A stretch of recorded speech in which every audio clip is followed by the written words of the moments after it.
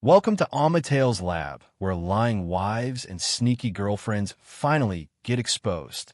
From girls' trips that never happened to coworkers who are a little too friendly, we break down every red flag, messy receipt, and suspicious text with humor, shock, and just a little bit of petty. Expect wild stories, dramatic reactions, and satisfying karma as the truth comes crashing through the door.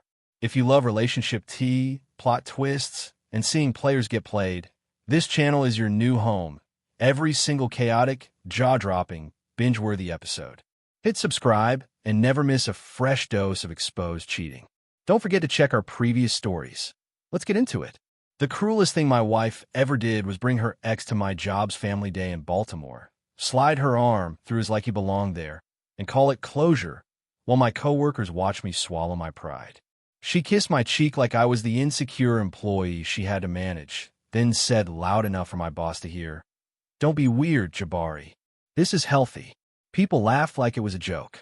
I stood there holding a juice box for a kid that wasn't even ours, smiling with a face that felt glued on. Here's how it happened. My name is Jabari Hargrove. I'm the quiet kind of man, steady, observant, not loud. I work in IT systems, a logistics company near the Inner Harbor, the kind of place that prides itself on culture and family. I'm good at patterns. When something is off, I don't always talk first. I watch. That's how my life has always worked. Move with discipline, keep receipts, don't let emotion make decisions for you. And that's why what Nia did didn't just embarrass me. It confirmed a pattern I'd been denying. Nia and I met in D.C. at a friend's game night in Navy Yard. She had this bright laugh that made people lean in like she could pull joy out of the air.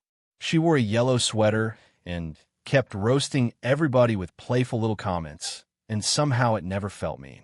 When she teased me for stacking my Uno cards too neatly, I laughed so hard I snorted, and she clapped like she'd won a prize. "Okay, Mr. Organized," she said, tapping my forearm. "I see you." That touch stayed with me. Our first dates were simple and perfect. We did late-night food trucks in Silver Spring, split crab fries at a spot by the water, and argued about which Beyoncé album had the best run.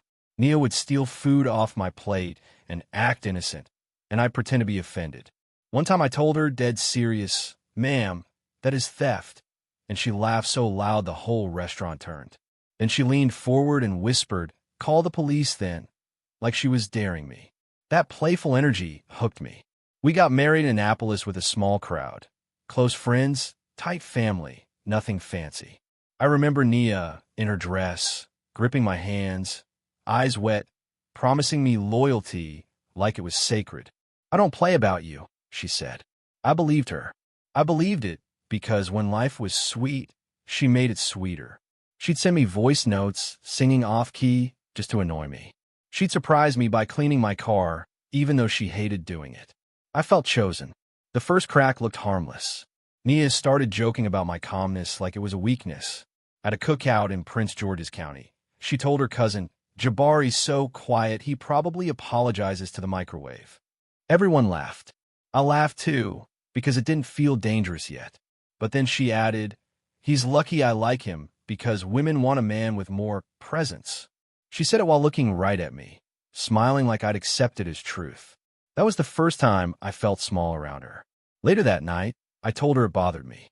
She sighed like I was ruining the vibe. "You're too sensitive," she said, flipping her hair. "It's a joke. Don't start." That phrase, "don't start," became her favorite weapon. Anytime I tried to talk about respect, she treated me like I was being dramatic.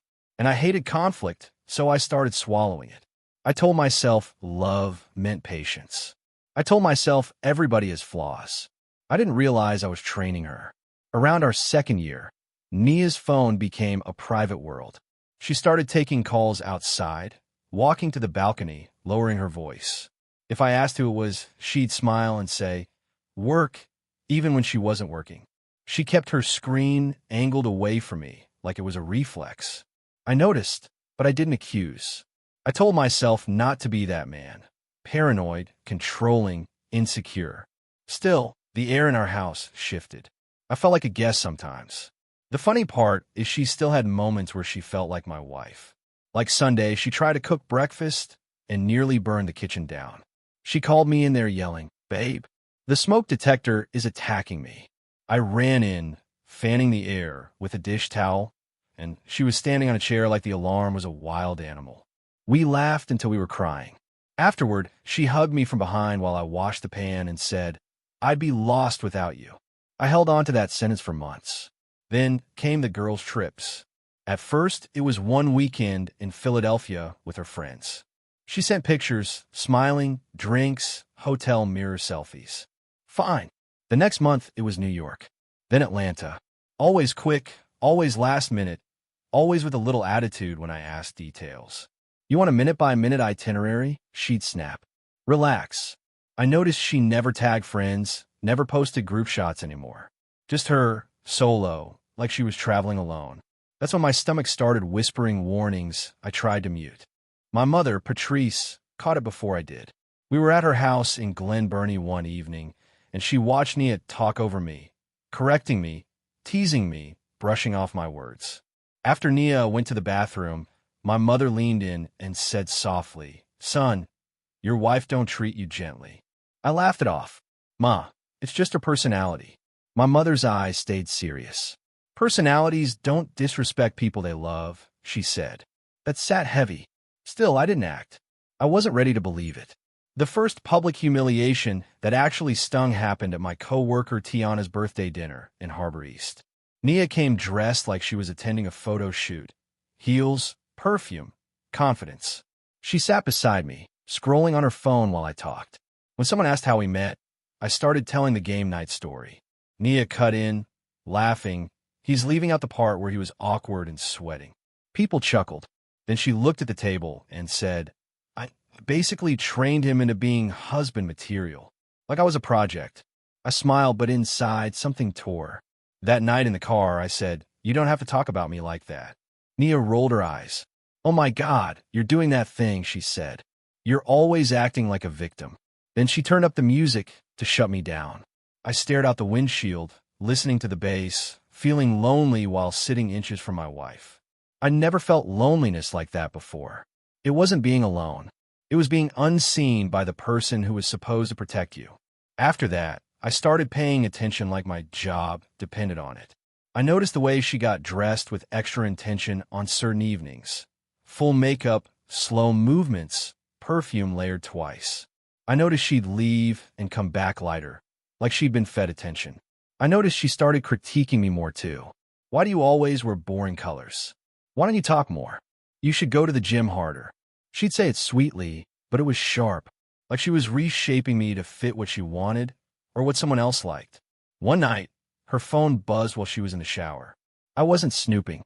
It lit up on the counter. The name flashed, Darius. My heart did something slow and heavy. I knew that name. She'd mentioned him once in the early days like he was ancient history. "My ex was messy," she'd said. "We're done forever." Seeing his name in my bathroom, alive, present, felt like stepping on broken glass barefoot. I didn't open the message. I didn't need to. The name alone was a confession. I waited. When she came out, towel on her head, humming, I said calmly, "Darius texted you." Nia didn't freeze. She didn't look guilty. She smiled like I was cute. "Yeah, he checks on me sometimes," she said, grabbing lotion. "We're cool now." I stared.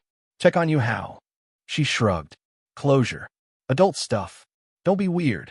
That phrase again, "don't be weird," like my boundaries were childish. I didn't raise my voice. I just nodded. But in my head, a file opened. From that point, I stopped chasing answers with emotion and started collecting truth with patience.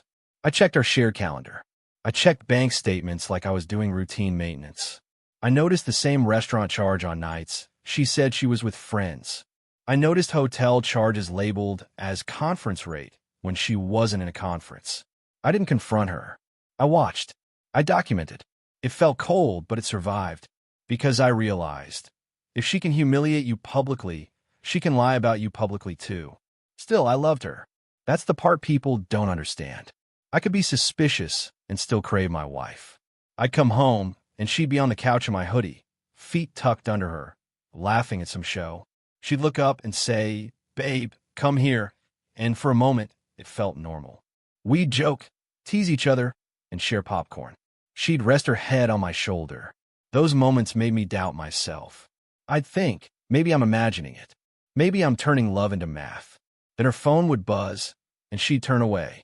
My job announced Family Day in early summer, an outdoor event with tents, games, food trucks, the whole corporate thing. I told Nia about it weeks in advance. She acted excited, asking what she should wear, joking about taking pictures with my coworkers like we were celebrities. "I'm going to charm your boss," she said, smiling. "Get you that promotion." I laughed. "Please don't embarrass me." I joked. She kissed me and said, "Never." That promise turned out to be the setup. The morning of Family Day, she moved slowly like she didn't care. She took too long doing her hair, too long choosing earrings. I kept checking the time. She snapped, "Stop rushing me." I apologized, my instinct always. We drove separately because she said she had errands. That made no sense, but I didn't fight. I arrived at the park early, helped set up, and laugh with coworkers.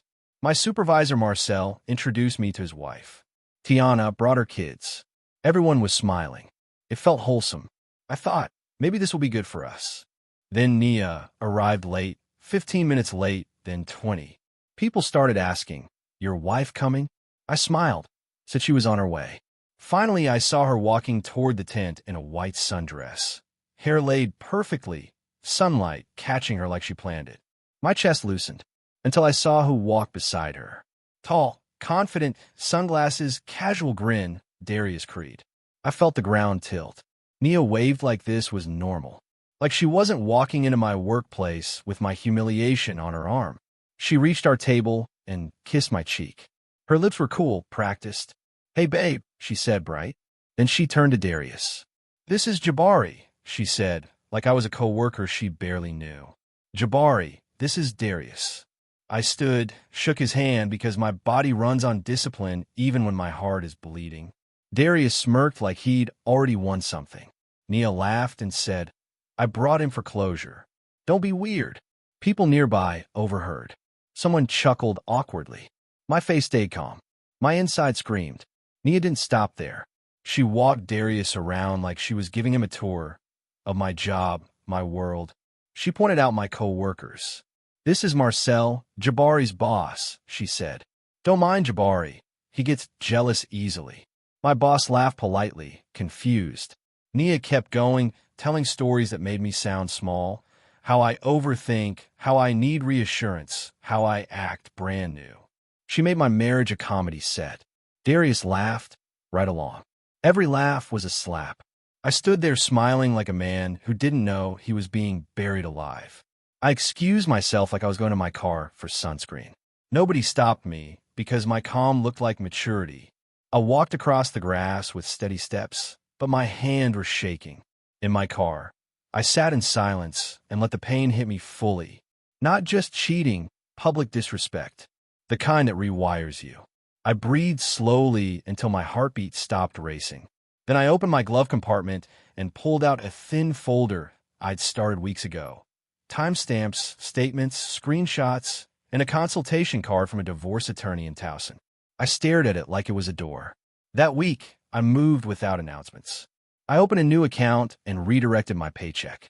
I froze joint cards I was legally allowed to freeze and left enough money for essentials so nobody could claim I financially abused her. I scheduled a second meeting with the attorney. I filed first because being kind doesn't mean being careless. I requested temporary custody terms, a financial restraining order, and a clean separation plan. No dramatic speeches, just paperwork. I also changed my beneficiaries, updated my emergency contacts, and removed Nia from every benefit the law allowed me to change. Quiet steps, surgical steps. Nia didn't notice at first. She was too busy performing. She started posting vague captions about growth and closure. She stayed out late, came home smelling like someone else's cologne, then crawled into bed like nothing happened. If I asked where she'd been, she'd yawn and say, "Don't start." Sometimes she'd look at me with that smug calm, like she knew I wouldn't leave. Like she'd trained me to tolerate anything. And I did what she expected. I stayed calm. I cooked dinner. I folded laundry. I kissed her forehead like a man who didn't already have an exit plan. The next humiliation came at a small family barbecue in Bowie. Nia invited her cousins, her aunties, everybody, without asking me. When I walked outside with a tray of drinks, I heard her say, "Jabari's a good man, but he's safe." Then she laughed and added, "You know what I mean? Not exactly exciting." Her cousin giggled. Someone said, "Girl, you're wrong." Nia shrugged, unapologetic. She looked at me and said, "Babe, you know I'm just honest."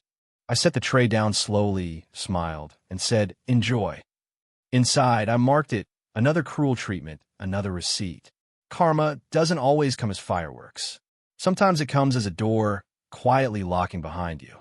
Nia felt it the first time her card declined at Target in Colombia. She tried again, frowned, tried a different card, declined. She called me, irritated. "Did the bank freeze our card?" I said calmly, "I separated my finances." She laughed like I was bluffing. "Stop playing." That night, she came home ready to fight, but she found an envelope on the kitchen counter. File-stamped divorce papers, custody terms, and a simple note. "You wanted closure. Here it is." She exploded, calling, texting, showing up at my mother's house, trying to spin stories. "He's controlling," she told anyone who would listen. "He's punishing me." But the paperwork didn't care about her narrative. The court date was set. The accounts were documented. The timeline was clean. Darius stopped answering her calls once he realized there was no more comfortable setup. No joint money, no soft landing. Nia tried to crawl back to me with anger instead of remorse, like rage could replace loyalty. I didn't argue. I only repeated one sentence, "Talk to my attorney." The final karma hit in the most private way. She realized the person she enjoyed humiliating was the same person holding her life together. The apartment lease shifted. The benefits vanished. The safety net she mocked was gone. At the custody exchange in Baltimore County, she tried to smirk, tried to act unbothered, but her eyes looked tired, like reality had finally outlasted her performance. She never apologized. She never softened. But she also never got the reaction she wanted again because I stopped giving her my dignity for free. My revenge wasn't loud. It was rebuilding my life so thoroughly that her cruelty had nowhere left to land. If you enjoyed the story, please like, comment, and share this video with your friends. Subscribe and turn on the notification bell so you never miss a powerful story drop.